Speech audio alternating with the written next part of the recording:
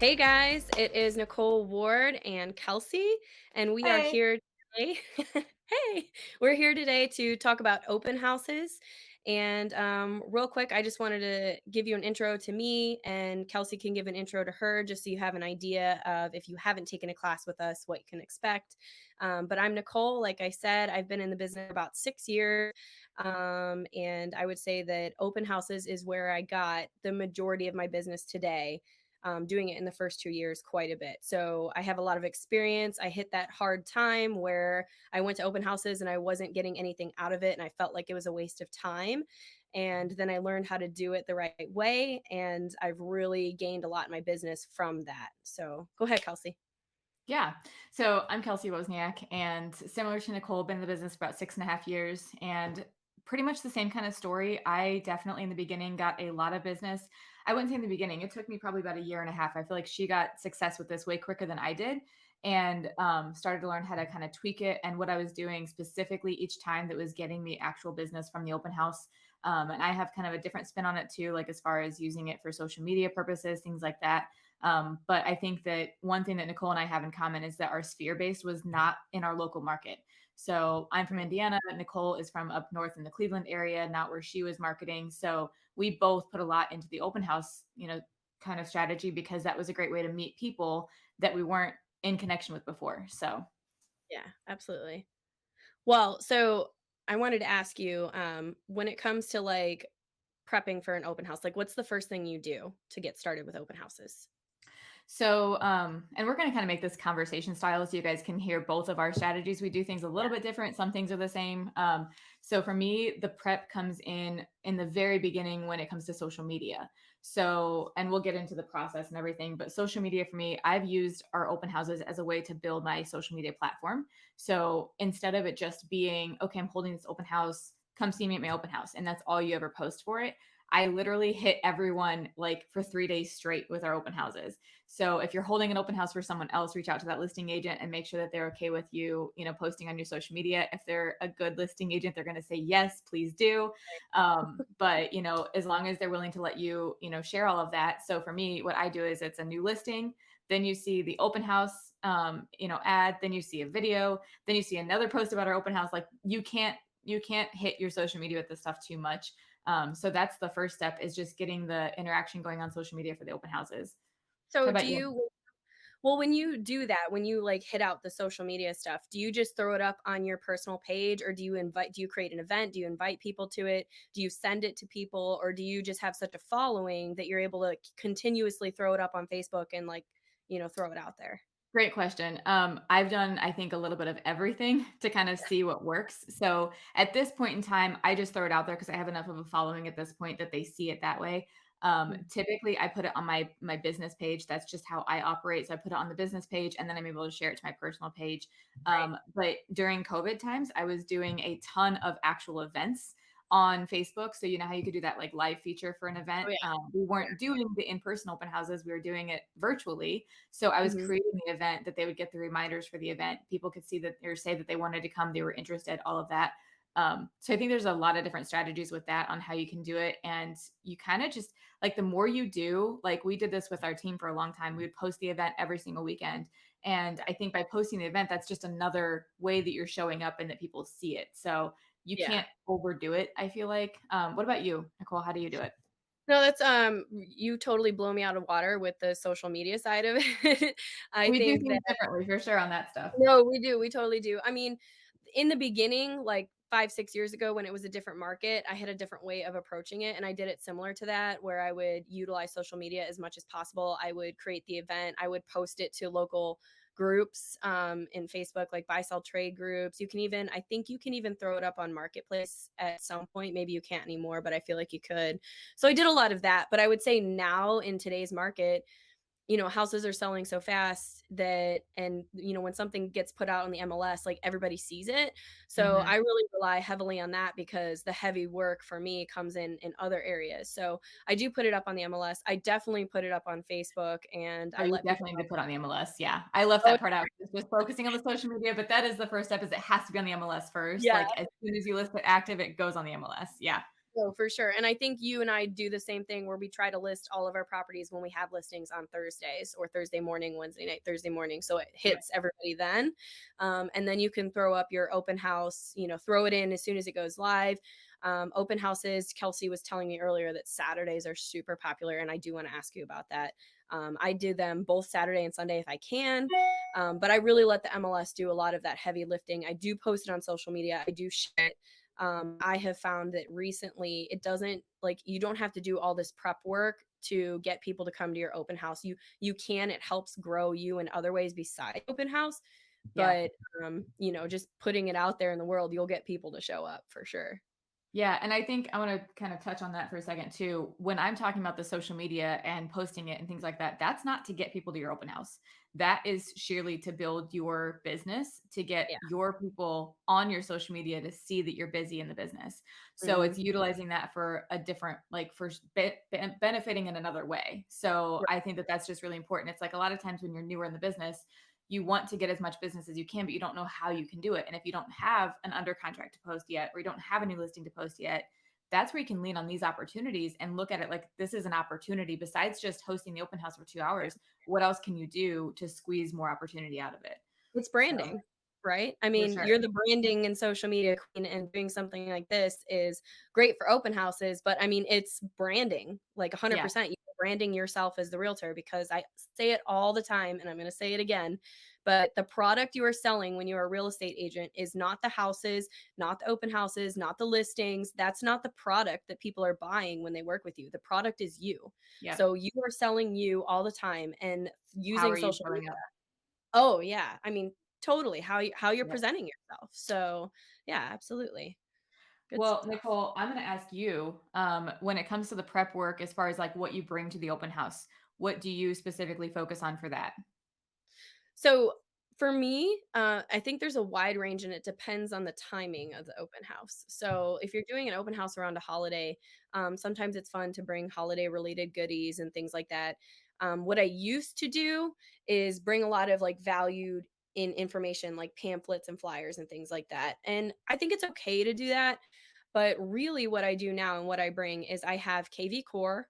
And Dan and I, my husband Dan, who's also my real estate partner, we use KV Core a lot, especially lately. So we have the KV Core Open House mobile app, and you can actually download it to an iPad or a tablet. And so we always bring our iPads to every open house and use the KV Core mobile app. And you can set the background screen. I have a beautiful photo, and you can click or select which options you want people to answer to be able to fully sign in. And so sometimes they get frustrated and they try to skip like their email and their phone number, but I don't let people walk through my open house unless they sign in. And I do it in a very classy way when they walk in the door like, "Hey guys, we're expecting a lot of people here today. Before you take the tour of the home, if you could please just sign in, just so we have a record of everybody that was in this house." And they all understand. I've never had pushback on it. But then they have to go through and they have to fill it out and they have to put their information in. It has to be valid because KV Core is great at knowing when things invalid. So I always get people to sign in through that open house app. I usually have my business cards out and I have property information about that property in particular with all of my stuff on it. And so, as far as setting up, that's my setup. How about you? So I do very similar things. I have been using the whole like mobile sign-in thing forever. So before KV Core was in our, existence, I guess I was using an open house app specifically for that. So Same. I think that's a great way of getting people to sign in. It's easier, I feel like, than a pen and paper sometimes. Mhm. If you just go to pen and paper, just no matter what, making sure that you're getting to everyone and making sure that they're signing in, I think is key. I think no Mhm. matter how you do it. But the nice thing with the app and doing it that way too is I feel like it sets you apart from other agents who aren't doing those things. There's a lot of agents who don't do that. So it just Right. kind of shows like you're tech savvy and you have these resources that other people aren't utilizing.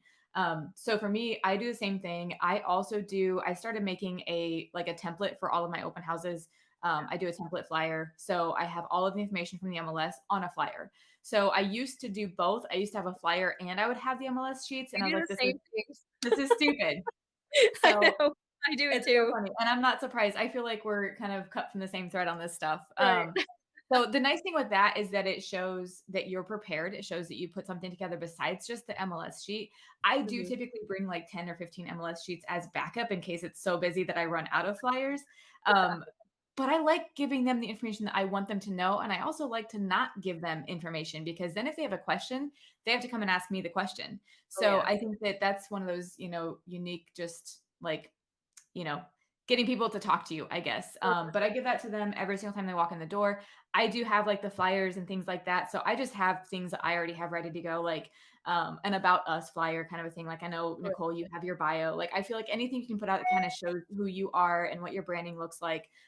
Again, just to set yourself apart, have something sitting out there. No one's going to take it. That's what I realized. Like, don't print a right, million of these things because no one's going to take it. But I think right, what it does is it just shows your preparation. It shows that you care about the branding and it shows you care about, being ready for that open house. So for sure, I do and the they have same those thing little though. stands now, like, that you can and they're not that expensive. I mean, they're an investment, but they're not that The expensive, clear and ones? yeah, it's like a stand to put your iPad in, and so that when people Oh, come in, gotcha. hold the iPad and sign in that way, you can just put your iPad in the stand, and so when people walk in, they can boop, boop, be doop, I and get need to on do that so I their can take it out of my kids', yes. rubbery Yeah, case and put it in that. so true. I And think people get a lastly, kick out of it. I have some music. I usually play, Coffee Shop Cafe on Pandora or something like that because if it's slow open house, which may not be in today's market, but someday, having a little bit of, light music in the background is not as It awkward. breaks that awkward silence. Yes. Yep. So, I agree for with that. I do the same thing. I have the same little speaker and I do that too. Um, yeah. so I'm gonna put this back on you because I know that you, I feel like, are honestly even better, like at this specific thing. I feel like this is where you are like so good at it. Tell me what you do and I guess what your strategy is to actually get an appointment out of an open house. So that's a really good question, and I doubt that I'm better than you. I think I might do it a little differently, but I think we Probably. both get the same results. So, the number one thing about open houses is obviously you're there to do your due diligence for your sellers. If it's your listing, you want to sell the listing. And in today's market, it's so highly possible to sell your listing at the open house. It is so Yep. possible. And so you might get buyers the right offers there. And I know you've had that experience. So, Yeah. you know, has that happened for you before? Oh my gosh, so many times. And this is where I always want to like smack people when they say that open houses are a thing of the past. I'm like, no, they're not. They're not a thing of Right, the past. The amount of people you get coming through, it's strategy. It comes down to strategy and you can't be lazy, but right. I have written offers or what I've done if it's my own listing is I can refer those clients out to someone else if they want to be represented fully. No matter how Mhm. you do it, you can get business from it. But if you're holding an open house for a listing agent, it's not your listing. I've had clients or I've had agents who have held my open houses write at least one, maybe two offers for buyers who came through and Oh, written yeah. an offer on my listing. Yep. I think my last open house, and for reference, this would be in March 2022. We had 4 unrepresented buyers come through out of 15 who did want to write offers on my Yep. listing. And Yep. so, I mean, that was great. Some of them probably wanted their own representation. Some of them decided not to write an offer. But I mean, that's amazing. So, coming Right. back to your original question is how I do it. I mean, the first thing is mindset when you walk in.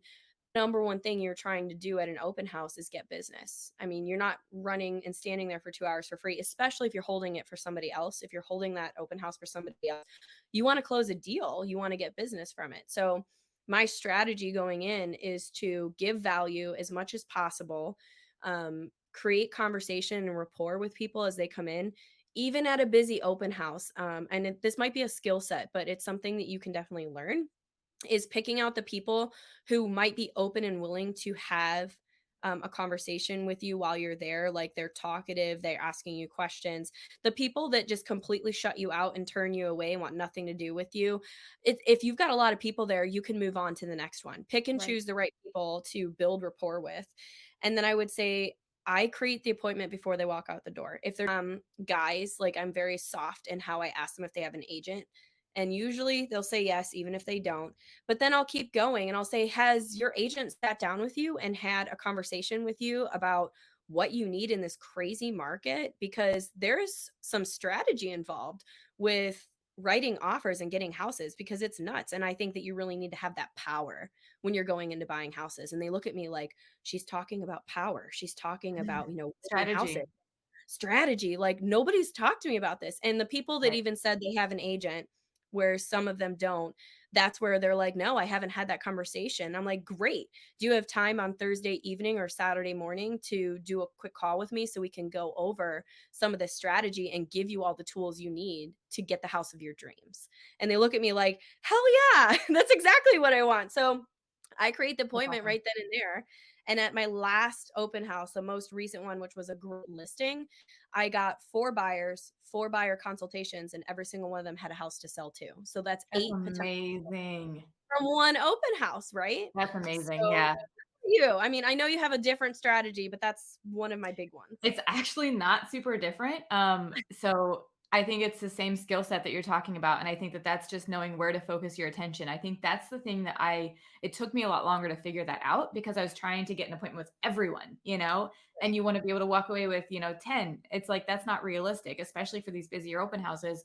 It's who is attracted to you and engaging in conversation with you.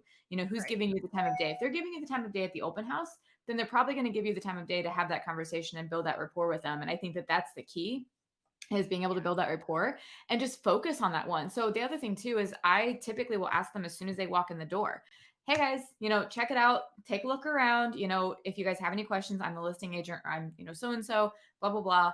And then hand them all their stuff. And then within the first few minutes, as they're in there, I'll just kind of start that conversation. You can tell right away in the first 5 minutes if oh, someone yeah. is truly working with an agent. One other thing that I've done that kind of helps too is I'll just ask them who their agent is. If they can't name their Same, agent, they may not same. know who their agent is or they don't have an agent. So I always tell my clients, I'm like, "Listen, I know that I have a weird last name. If you just say Kelsey Waz, people will know who I am because they're like, Right, I'm like, you might forget my last name at the open house. right. That's okay." Um, which is really funny. But yeah, so I typically will ask them, who their agent is. And then if it's an agent that I know, I'll boost up their agent, and then Oh, yeah, I'll start talking flip the switch. So do you guys like this house? Do you guys think you want might write an offer on it? Knowing when the highest and best is. And that's where we're trying to drum up more offers for the listing agent and for those sellers and using it that way. So it's kind of twofold.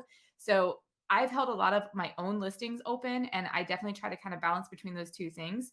Because I don't want to talk about out of writing an offer on that house, but I think that you can typically tell, and yeah, the same thing, asking them like, "So what's your guys' story? How long have you guys been looking?" As soon as you hear those like year and a half people, you're like, "Oh wow, that's a right. long time. Why? What's taking so long?" Um, No, and a that's lot of great times info. they're not using an agent. And a lot of times those people who've been Oh, looking for a year and a half or so, they've been looking on their own, going to open houses and like, listen, you can yeah, still right. go to open houses. Or we can also do this and have like someone who's actually like helping you look out for your best interest and sending you houses to go see, all that kind of stuff. So And yeah, having an similar opportunity to strategy. actually land your dream home. I mean, a lot of these people that go up unrepresented for so long, they don't understand, and they need to understand that if you have a buyer's agent in this market, you're like a million times more likely to land the house versus not. Right. Just it's just true. It So, is, and it's, agents like agents, when there's right. not an agent on the other side, sometimes the deal is harder, and I think that that's the other thing too, is making sure that it's an agent who has great relationships. Something else I wanted to add to this too, I think that you and I both said the same thing, or I didn't say it, but I do the same thing. I feel like the hook for those buyers is that buyer consultation. It's Oh, yeah. not getting them into other houses, and I think that this is something that people miss the mark on so much. They're like, "Well, I can have a conversation with them. I can call them. I can do my consultation over the phone." No, you can't. If you want to really solidify that relationship and offer a ton of value in the very beginning of your process working with them, and this goes for anyone, not just for open houses, but your buyers, that consultation strategy session is the number one way you're going to build that rapport and gain their trust, Oh, yeah. especially if it's someone that you've never met and it's not a referral. And I think that a lot of people think, no, all they want to do is see houses. No, they want to know that when they're ready to write an offer on a house that they feel prepared. And that's where It's you true. come in. And that's where you get that appointment. It's not to go see other houses, it's to do the consultation. Yep. So, It's building trust. It's they yeah, need to trust you that to represent them in their best interests, and let's be for real estate agents don't have the best, reputation in the reputation industry. Yeah, for and so sure. just letting them know you're a real human being and that you care and that you actually know your stuff is important, and that buyer consultation builds the trust that you need to create a good client-agent relationship. Yep.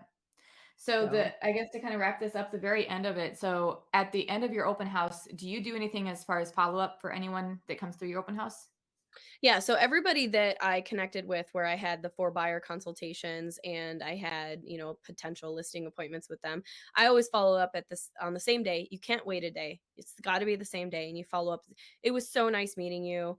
I'm really excited for your daughter who's going off to college next week. Like, I even have so I should have mentioned this.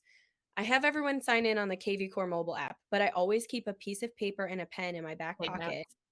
Yeah, so that the 4 people out of the 15 that came in, yes, they signed in on KV Core, but I needed to take notes right after my conversation with them so that I remembered what to say. So I'll write down, James and Jane and kid going off to college ready to move this summer. And that way I know exactly who I'm going to look for on KV Core when I get their phone number, email, and what I'm going to say. Nice. So always that way. How about you? I do the same thing. So I have my clipboard in front of me that I can close. So when I want to close it so they can't see my notes that I'm writing, I can Right. close it. But yeah, I do the same thing. I also will follow up with everyone. Now, this is what I've started doing is I've kind of tweaked this. I've experimented with this, I guess I could say. So I don't know the exact right or wrong way to do this, but there's nothing that says you can't follow up with everyone that comes to your open house. Oh, So sure. even though someone says that they have an agent, I feel like it's always great practice to reach out if you have the time to do that and say, just want to say thanks again for coming to our open house today. Yeah, Again, if you have any other interest, and give them information about the house again. Just wanted to reiterate that we're asking for highest and best at this time. If you have any questions, feel free to reach out to me or have your agent reach out to me. I think that's really good. And I think that just shows again that like second, step of what you're doing. I did that that's with important. our own house that we sold last year. Yeah, And I literally just wrote an offer for a buyer that came through our open house last night and they're gonna be listing their house. They had an agent. I awesome. never pushed, I never prodded, nothing. They contacted me again on Facebook and said, "Hey, I know that I told you we had an agent. We're no longer working with that agent. We want to work with you guys." Like you never know where that Awesome. can happen. And I would have never stolen a client from an agent. So I think Yeah, doing everything you can, even with the people who say that they have an agent, just go above and beyond, really good customer service, all of that. And then I typically, one other thing you can do is while you're at the open house, either before or after, record a video tutorial or a video walkthrough yeah, of the and open send it. house too. It's just more social media. Do whatever you can to get as much. So build in some extra time for your open house. It's not just 2 hours. Build in the extra Right, time. I think that goes a long way. So for I know sure. we're way past what our time was supposed to be. No, it's okay though, because I think there was a ton of value in this video, and I think if somebody started watching it, they're gonna wanna finish it, so I'm not worried about it. I have one Yeah. more quick question for you. We went through a lot today. Do you have any, like, random 1 or 2 tips or tricks that maybe we did not talk about that you wanted to just throw out there about open houses? Yeah. So we did not talk about our process for our listings. So we kind of mentioned that we, like Nicole and I, both will list our houses on typically Wednesday or Thursday. I used to utilize the coming soon. That went away. So the way that we do this now is I list a house on Thursday. I don't allow any showings until Friday because that Mhm, gives the same coming soon status without it being coming soon. It right. also gives the sellers kind of time to prep, which is nice. It gives me time to get on the market without the showings, coming in and all the offers coming in. So I do it that way. So I will always list it on a Thursday, maybe Wednesday night. Showings start on Friday. And then, depending on how you want this process to go for yourself and your own schedule, you get to dictate the schedule. So, what I like is for me personally, with my life right now, is I like listing it active on Thursday, showings start on Friday. And then I typically will say highest and best is going to be Saturday by 5 or 6 p.m. Then that gives me time to actually talk with the seller Saturday night. We're under contract by 9 p.m. Saturday night and we're not doing anything on Sunday. Sunday is completely relaxed. It gives the sellers a chance to come back home, not have to be out of their house on Sunday. So that's how I like to do it. The biggest thing with that is the open house on Saturday has to happen. So when you Yeah, do it like that, then you're guaranteed to have that open house. If you wait until Sunday and you don't do it on Saturday, a lot of times that Sunday open house can get canceled. So yeah. that's just something that I've learned because buyers will use that as a tactic to put in their deadline and say we Mhm. want to have an offer before the open house and then the open house gets canceled if it is a really good offer. Like you never know, you can't say for sure if a seller is going to accept an offer prior to that time. So that's one thing that Actually I a good idea. it's huge. I mean, it's been so good for us. And so like me and Nicole both, I would imagine, are also offering open houses to agents in our organization. Oh, yeah. If you are showing up, you're doing the work, you want the opportunities and everything. Like that's the biggest thing for me is that a big pet peeve for me is when someone looks at it like you're helping me. Right. Sure, you are helping me. However, I can find anyone else who looks at it like an opportunity. This is a huge Oh, yeah. opportunity to have agents who are giving you these opportunities for open houses. And if a house has been on the market for 30 days, 45 days, your open house is going to be stale. So look at it like there's another value proposition. Mhm. Where are you getting value from that open house? I'm not saying to not do it, but you're probably getting more opportunity from putting it on social media, doing all those different things, not so many, opportunities for appointments. Nicole, what Right. about you? I have 2 quick things. So the first thing is that if the house is bigger, um, it's okay to bring an agent with you and split up, the leads or the clients from that, Or and your to do lender.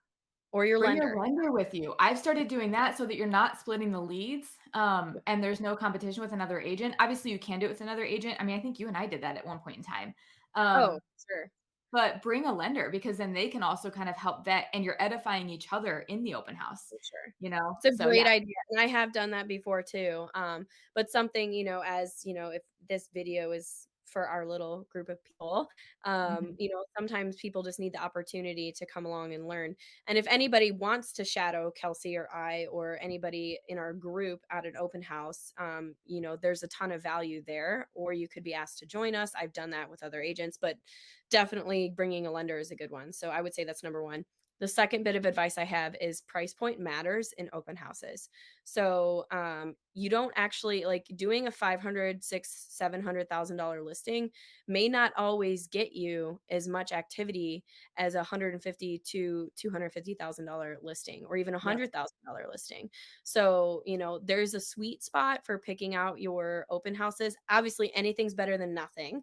Right. Um, but I like to stick like the 1 to 300 range, and you can actually in this market probably go 1 to 400 and still be in a good range, but that's a really good range for open houses. So don't be a Yep. stickler and just only wanna do the really big fancy ones because you'll get tons of business and leads from the smaller ones too. Yep. So No, that's awesome. all I've got. This was a great one. It was a This was lot good. longer than we wanted, but I know. that's I okay. was like, that's totally gonna Lots of happen. value. You basically just got a whole nother bonus episode for the Top Agent Right. Playbook. So without Exactly. having to sit in the class. But yeah, so we will go ahead and jump off here. Again, reach out to me or Nicole if you guys have any other additional questions to this, or put it in the comments so that everyone else can kind of see the questions too. Yep. But yeah, see you guys later. Awesome. Thanks.